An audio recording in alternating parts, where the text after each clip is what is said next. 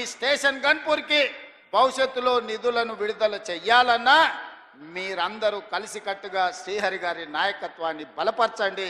ఈ స్టేషన్ గన్పూర్ని అభివృద్ధి చేసే బాధ్యత ఈ రాష్ట్ర ప్రభుత్వం తీసుకుంటుంది. ఈనాడు రాష్ట్రం నలుమూలల మీరు చూడండి, కృష్ణానది జలాల గురించి మీరు ఆలోచన చేయండి. గోదావరి మీద కట్టిన ప్రాజెక్టుల గురించి ఒక్కసారి చర్చించండి. 10 సంవత్సరాలు 1,81,000 కోట్ల రూపాయలు చంద్రశేఖరరావు గారు సాగునీటి ప్రాజెక్టుల మీద ఖర్చు పెట్టిండు.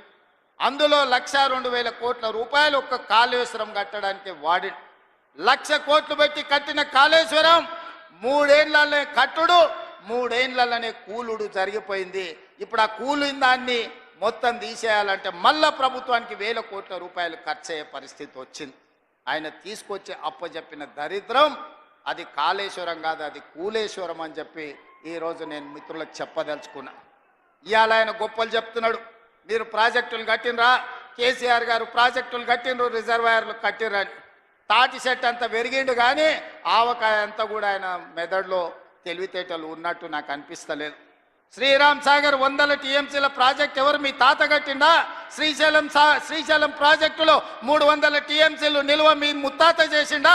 నాగార్జున సాగర్లో 200 పైచీలకు టీఎంసీల నీళ్ళ ప్రాజెక్టు ఎవరు కట్టిండ్రని నేను హరీష్ రావు గారిని అడగదలుచుకున్నా. జూరాల కావచ్చు, భీమా కావచ్చు, నెట్టంపాడు కావచ్చు, కోయిల్ సాగర్ కావచ్చు, లేకపోతే దేవాదుల కావచ్చు, లేకపోతే ఇందిరా సాగర్, లేకపోతే రాజీవ్ సాగర్ ప్రాజెక్టులను ఆనాడు కాంగ్రెస్ పార్టీ మొదలుపెట్టినవి కాదా? శ్రీపాద ఎల్లంపల్లి మేము కట్టింది కాదా? ఇవాళ మేం కట్టిన ప్రాజెక్టులు ఈ తెలంగాణ రాష్ట్రాన్ని సస్యశ్యామలం చేసినాయి. మీరు కట్టిన కాళేశ్వరం కూలినాక తెలంగాణ రాష్ట్రం 1,56,00,000 మెట్రిక్ టన్నుల వడ్లను పండించి ఆ వడ్ల గిట్టుబాటు ధరనే కాదు 500 రూపాయల బోనస్ ఇచ్చి కొనుక్కున్న ప్రభుత్వం కాంగ్రెస్ పార్టీ అని చెప్పి నేను ఈ సందర్భంగా చెప్పదలుచుకున్నాను. హరీష్ రావు గారు నాకు సవాల్ విసురుతున్నాడు, మీరు ప్రాజెక్టు లేడగట్టినరు, రిజర్వాయర్ లేడగట్టినరని. నేను హరీష్ రావు గారికి టీఆర్ఎస్ నాయకులకు సవాల్ విసిరదలుచుకున్నా. పిల్లకాకులతో నాకెందుకు కానీ అసలైన ఆయన రమ్మని ఆయనతోనే మాట్లాడతా.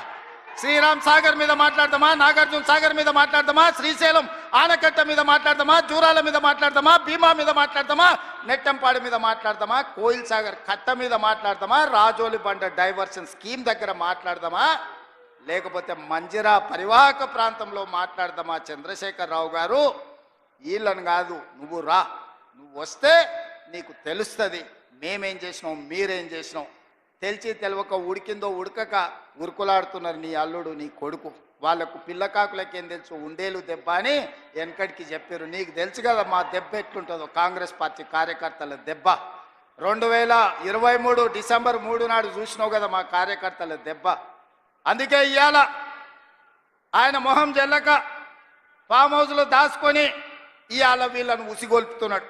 ఏమన్నా అంటే పెద్ద మనిషిని అట్లా అంటారా అంట. పెద్ద మనిషిలాగా వ్యవహరించాలి కదా అని నేను అంటున్నాను. ఆయన అనుభవాన్ని తెలంగాణ కోసం వాడా? అధికారం పోతే బయటికి రాడా? బయటికి రానప్పుడు ప్రతిపక్ష హోదా ఎందుకు? 58 లక్షల జీతం ఎందుకు? 15 నెలల చంద్రశేఖరరావు గారికి తెలంగాణ రాష్ట్ర ప్రభుత్వం 58 లక్షల రూపాయల జీత భత్యాలు ఇచ్చి 100లాది మంది పోలీసుల పహారను వారికి కల్పించింది. నేను అడుగుతున్న వారిని, నేను అడుగుతున్న మీడియా మిత్రులని, నేను అడుగుతున్న ఇక్కడికొచ్చిన మా అక్క చెల్లెలని, అక్క మనం ఎక్కడైనా జీతం ఉంటే నెల జీతం ఇచ్చిన యజమాని ఎందుకు వస్తలేవని అడగడా? ఇంట్లో వండుకుంటే అని నేను అడుగుతున్నా.